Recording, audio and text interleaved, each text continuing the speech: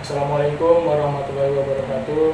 Perkenalkan, nama saya Muhammad Wahyudi dengan nomor NIM 22030633. Di sini saya akan menjelaskan tentang organisasi sel dan fungsinya.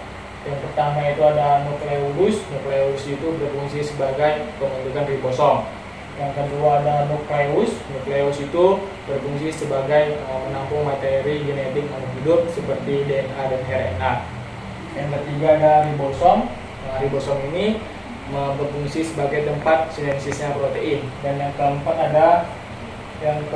ada vesikel. Vesikel ini berfungsi sebagai wadah transportasi suatu zat. Yang kelima ada retikulum endoplasma kasar yang memiliki fungsi sebagai membentuk protein. Dan yang keenam ada badan Golgi. Badan Golgi ini memiliki fungsi sebagai tempat mengolah dan memodifikasi protein. Dan yang ketujuh ada retikulum endoplasma halus yang memiliki fungsi sebagai pembentukan lemak dan karbohidrat. Yang kedelapan ada sitoskeleton yang memiliki fungsi kerangka dan memberi bentuk pada sel. Dan yang kesembilan ada mitokondria yang memiliki fungsi sebagai penghasil energi. Yang ke-10 vakuola berfungsi sebagai membantu proses endositosis dan eksositosis. Yang ke-11 ada sitosol.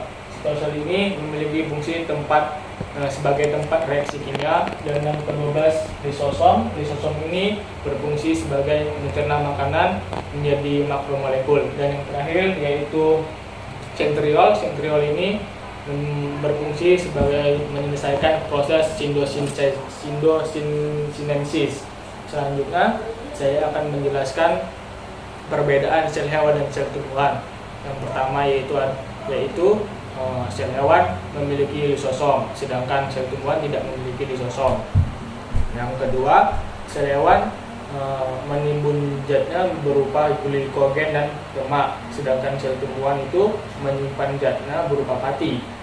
Yang ketiga, bentuk sel hewan itu lebih kecil daripada sel tumbuhan. Yang keempat, sel hewan tidak memiliki dinding sel, sedangkan sel tumbuhan memiliki dinding sel. Yang kelima, yang terakhir, sel hewan terdapat sentriol, sedangkan sel tumbuhan tidak ada sentriolnya. Sekian dari saya, terima kasih.